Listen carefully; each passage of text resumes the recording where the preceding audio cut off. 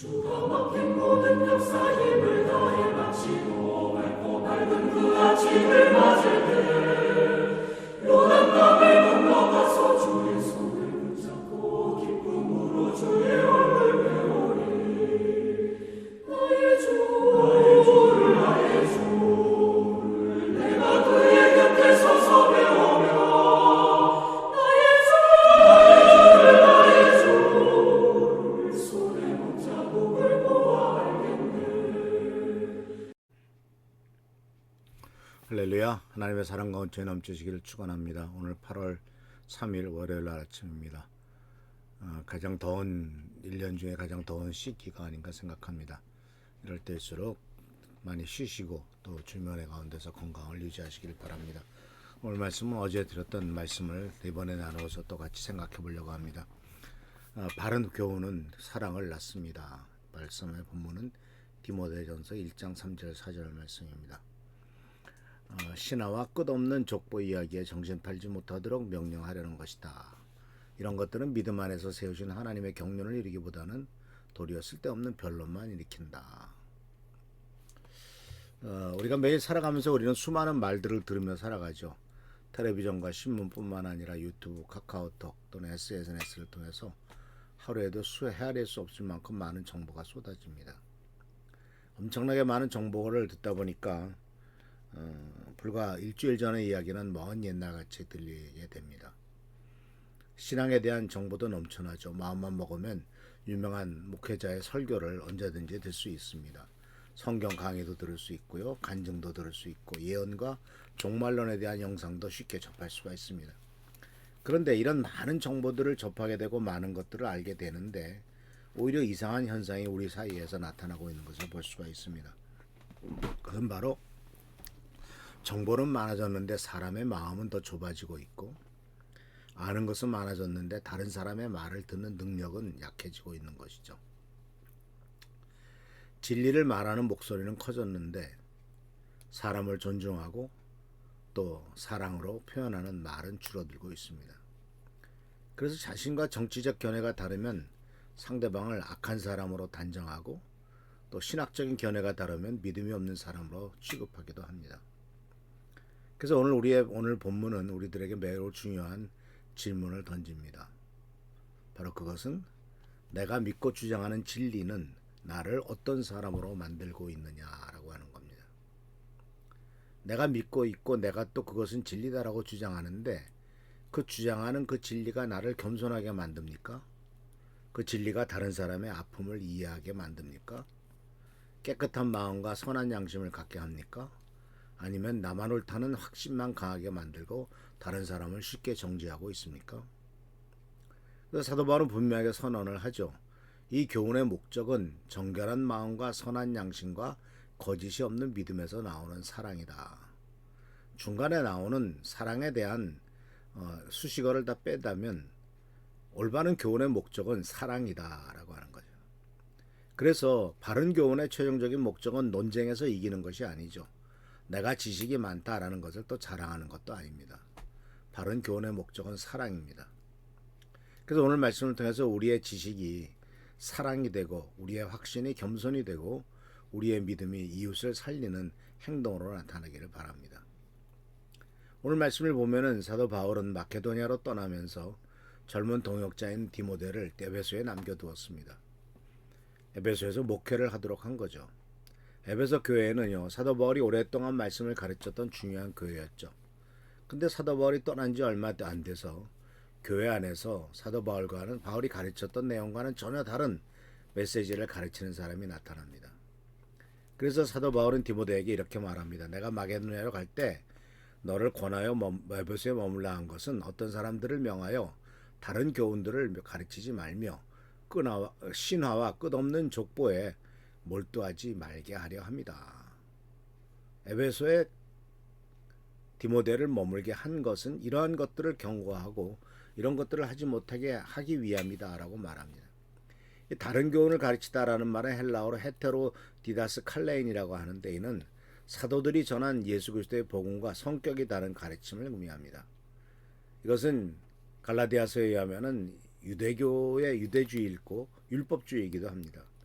그러니까 이것은 바로 포현이나 관점이 다른 정도고 조금 다른 거 아니라 복음의 중심에서 완전히 이탈한 거죠. 즉 예수님의 보혈의 능력으로만 구원받는 것이 아니라 율법을 지켜야 된다라고 하는 이런 방향으로 가르치면 이거는 복음이 아니죠. 그래서 또한 그들은 신하와 끝없는 족보에 몰두했다고 합니다. 구약에 많은 인물이 나오죠. 또 족보도 나옵니다. 그런데 그러한 인물과 족보에 상상력을 더해가지고 비밀스러운 얘기를 만들어냅니다. 그래서 나는 이런 것들을 하나님으로부터 특별히 받았다라고 말하면서 특별한 지식을 가진 사람처럼 말하여 사람의 관심을 끌었죠.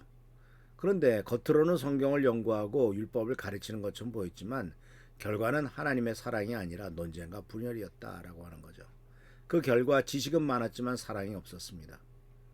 그래서 사도 바울은 믿음 안에 있는 하나님의 경륜을 이루지 못하고 변론만 만들어내고 있다라고 지적하고 있죠. 이 변론이라고 하는 것은 진리를 발견하기 위해서 성실히 토론하는 것이 아니라 결론 없이 계속되는 추측과 자기 주장을 표현하는 말입니다. 그래서 그들은 이런 변론을 하는 사람들에게는 어떤 특징이 있냐면은 말은 많지만 사람들을 세우지는 못했습니다. 지식은 많지만 그들은 겸손하지 않았습니다. 율법을 말했지만은 정작 율법의 정신을 알지 못했죠. 또 자신이 옳다고 주장했지만 결국 그것 때문에 공동체에는 많은 분열이 일어난 것을 보게 됩니다. 그래서 성경을 많이 알고 말하는 것과 성경의 정신을 따라 사는 것과는 같지 않다는 것을 발견할 수가 있죠. 말씀을 많이 아는 사람은 자기가 가진 지식을 가지고 다른 사람을 정죄할 수 있고 또 성경 말씀을 이용하면서도 정작 율법의 가장 중심인 사랑을 놓칠 수가 있습니다. 그래서 예수님께서는 율법 전체의 핵심을 이렇게 말하셨죠. 내 마음을 다하고 목숨을 다하고 뜻을 다하여 주 너의 하나님을 사랑하라. 내 이웃을 내 몸과 같이 사랑하라. 결국은 하나님 사랑, 이웃 사랑이 율법의 중심입니다. 그러므로 율법을 가르치면서 사랑을 잃어버렸다면 율법에 대한 지식은 있을지 모르지만 율법이 왜 있느냐라고 하는 그 목적은 놓쳐버린 것이죠. 성경 말씀 속에서도 이런 일이 나타나는데 대표적인 것이 바로 욥의 경우죠. 욥의 친구들을 생각해 보세요. 욥이 잔식과 자산과 건강을 잃어버렸을 때 세 친구가 찾아왔죠. 처음 일주일 동안 그들은 아무 말 없이 욥과 함께 앉아서 욥을 위로했습니다. 참 잘한 일입니다. 근데 그때까지는 좋은 위로자였는데 근데 입을 열어서 욥의 고난을 설명하기 시작하면서 문제가 생겼습니다. 욥의 친구들의 논리는 단순하죠. 하나님은 의로우신 분이고 죄인에게는 벌을 내신다. 그러니까 내가 이렇게 큰 고난을 받는 것 보니까 내가 아직 숨겨진 죄가 있는 것 같다. 빨리 회개해라. 이런 말입니다. 그들의 말에는 신학적 논리가 있죠. 그런데 문제는 욥의 실제 형편을 설명하지 못했습니다. 스스로 하나님의 정의를 변호한다고 생각했지만 그 과정에서 고난당하는 욥에게 더 깊은 상처를 주고 위로가 되지 않았습니다. 그래서 욥은 그들을 향해서 너희는 다 재난을 주는 위로자들이라 라고 말하고 있는 것을 보게 됩니다. 그래서 옳은 말이라도 사랑과 이해 없이 사용되면 고통받는 사람을 더 아프게 할 수 있습니다. 설명이 필요할 때가 있지만 함께 울어주어야 할 때가 있고요. 충고가 필요한 순간이 있지만 먼저 말을 들어주어야 되는 순간이 있을 수도 있습니다. 그래서 사랑하는 성도 여러분, 올바른 교훈은 사람을 몰아붙이지 않습니다. 사람의 아픔을 보고 그의 이야기를 듣고 다시 일어설 수 있도록 돕죠. 그래서 사랑하는 성도 여러분, 우리도 자신을 돌아봐야 됩니다. 말씀을 다른 사람에게 적용하기는 빠르지만 나 자신에게 적용하는 데는 좀 느리지 않습니까? 성경을 근거로 다른 사람의 잘못은 잘 지적하면서 자신의 교만함과 자신의 아주 냉철함은 바라보지 못하고 있지 않습니까? 그래서 고린도전서 8장 1절에 이렇게 말하고 있죠. 지식은 교만하게 하나 사랑은 덕을 세운다. 이것은 지식이 필요 없다는 말이 아니죠. 사랑 없는 지식이 사람을 교만하게 만들 수 있다는 경고입니다. 바른 지식은 사랑과 결합할 때 사람을 세웁니다. 사랑 잃은 교훈은 사람을 세우지 못하고 교만과 논쟁과 분열을 낳는다는 사실을 기억하시면서 오늘 사도 바울이 경고하고 있는 이 말씀의 의미를 깊이 새기는 귀한 하루가 되기를 축원합니다. 할렐루야, 축복합니다. 좋으신 주님 은혜를 감사합니다. 사도 바울은 에베소 교회에 생기고 있는 여러 가지 문제점들, 그 중에서도 말만 앞세우고 따뜻한 사랑과 사람을 세우는 것이 없었던 이와 같은 일들에 대해서 경고하고 있습니다. 우리도 우리들의 자신을 돌아볼 수 있도록 하시고 하나님께서 요구하시고 하나님이 경고하시는 것이 무엇인가를 깨닫고 올바른 선은 우리가 되도록 인도하여 주옵소서. 오늘도 함께 하시고 지켜 보살펴 주시길 바라옵고 예수 그리스도의 이름으로 축복하며 간절히 기도하옵나이다. 아멘.